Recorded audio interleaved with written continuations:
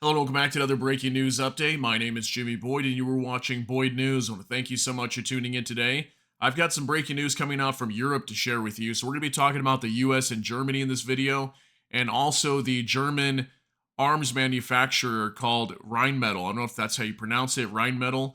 But this is the senior executive or the chief executive of the company and his name is Armin Paperger.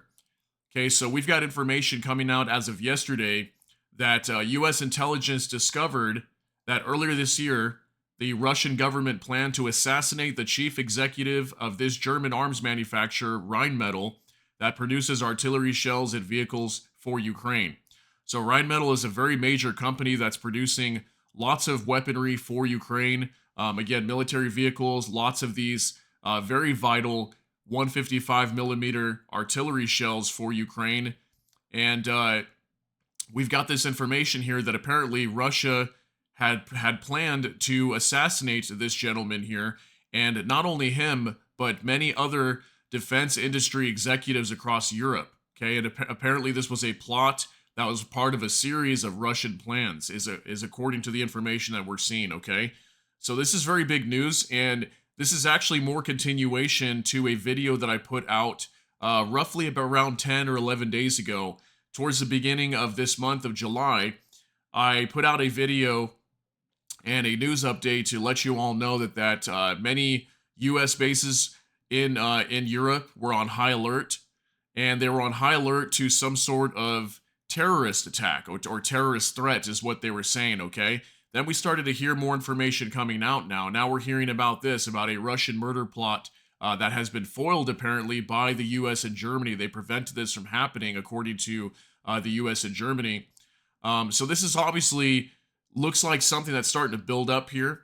And, whether this is actually happening or not, we don't really know. But according to the information from Western media, they are stating that this gentleman did have an attempt on his life and it was prevented. Okay, so we're going to talk some more about this today because it definitely lines up a lot with what I discussed at the beginning of this month when I showed you guys that news article that came out that U.S. bases, military bases in Europe were on high alert. Okay, for like several days, like over an entire weekend.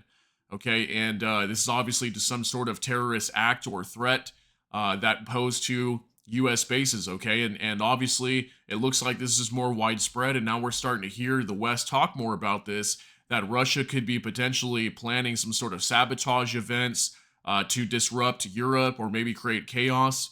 So I want to talk more about this because we're hearing so much about it.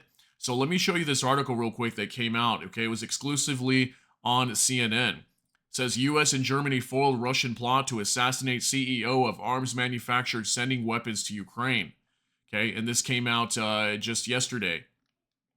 U.S. intelligence discovered earlier this year that the Russian government planned to assassinate the chief executive of a powerful German arms manufacturer that has been producing artillery shells and military vehicles for Ukraine, according to 5 U.S. and Western officials familiar with the episode. The plot was one of a series of Russian plans to assassinate defense industry executives across Europe who were supporting Ukraine's war effort, these sources said. The plan to kill Armin Paperger, I don't know if I'm saying his name right, I could be saying it wrong.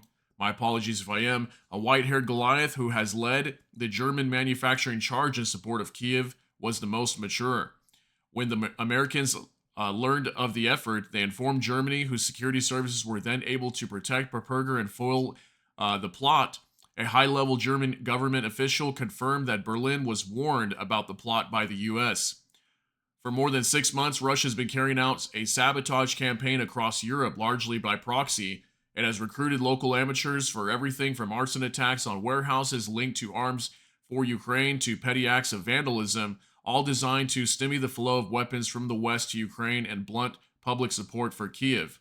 So this is actually, to me, is somewhat kind of news. I've been covering this war for the entire year, basically since January when I started this YouTube channel. And I don't really remember hearing much about Russian sabotage events going on in Europe. I do remember a few times there was a few weapons manufacturer buildings on the eastern side of the United States that went up in flames, but we don't really know why. Some like ammo supply or warehouses, things like that, were going up in smoke. But aside from that, I wasn't hearing too much from what I remember regarding Europe. But apparently, this has been going on for the last 6, 7 months now.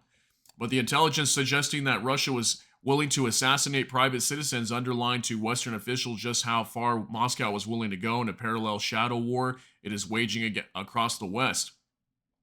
Paperger was an obvious target. His company, Rheinmetall, is the largest and most successful German manufacturer of the vital 155mm artillery shells that have become the make or break weapon in Ukraine's grinding war of attrition. The company is opening an armored vehicle plant inside of Ukraine in the coming weeks, an effort that one source familiar with the intelligence said was deeply concerning to Russia. After a series of gains earlier this year, Moscow's war effort has once again stalled amid redoubled Ukrainian defenses and punishing losses in personnel. So I will say this is something big right now, okay? I did hear a lot that this gentleman, Armin Paperger, was pushing for more arms inside of Ukraine. So if Russia were to actually try to assassinate him, it would make sense that they would do so, considering that he's a major supplier to Ukraine. His company is, that is. And then also, I just heard some information coming out today that the Russians were losing a lot of troops apparently over the last just 24 hours. Apparently they lost like 1,000 troops over the last 24 hours. I'm not able to completely confirm that, but I was seeing that information with news articles online as well. Okay, so there definitely is a push when it comes to Western media and like the way this war is being projected, that Russia is appearing as weak and they're trying to, kind of go around the war and in a way sabotage Europe, the people that are involved with supporting Ukraine, to maybe try to prevent Ukraine from getting the arms and weapons transfers to Russia.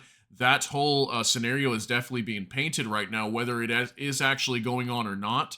It definitely is being painted right now, and that's why I wanted to show you guys this information.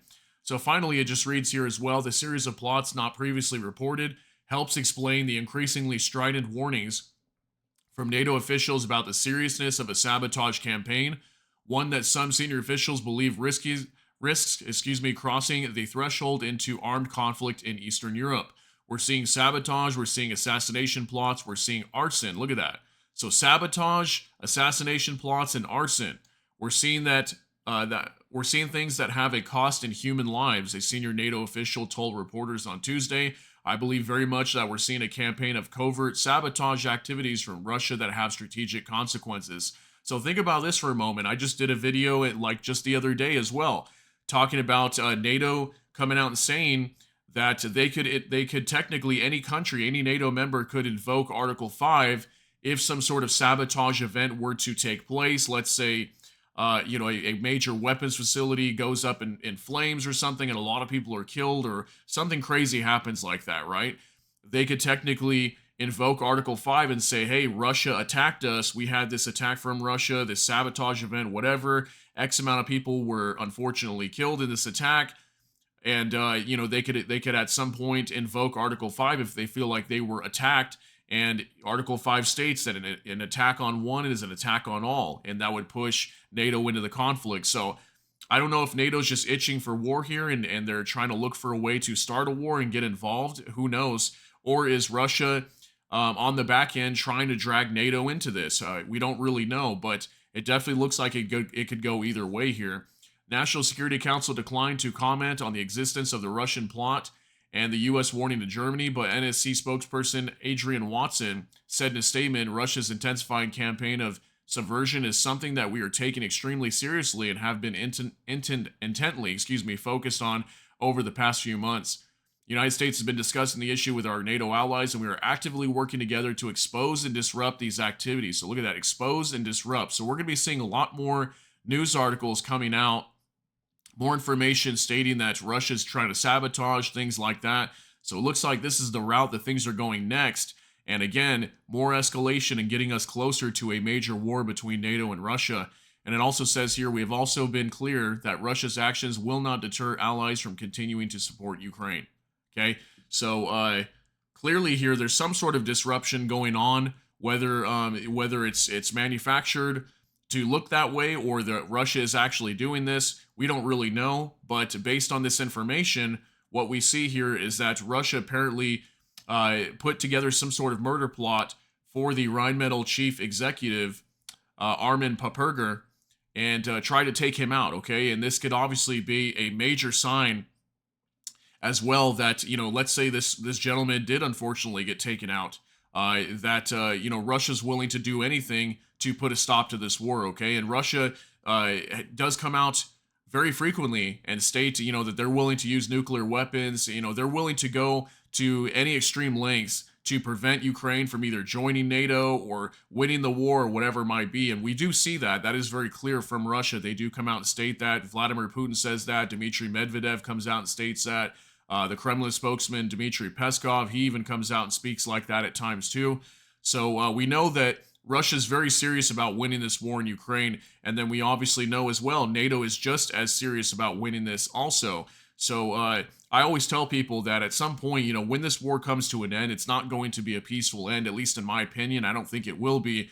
I think it will be a very violent end to this conflict. And I think right now it's just being dragged out as long as possible to kind of exhaust either one side. Either NATO's going to get exhausted or Russia's going to get exhausted. And at some point, I think what both sides are hoping that economically they can, and also militarily, they can continue to funding these wars to the point where one side says, you know what, we have to tap out. We don't have the supplies anymore. We don't have the troops, whatever it might be. We can't continue fighting this. And then maybe that's how this thing can come to a peaceful end.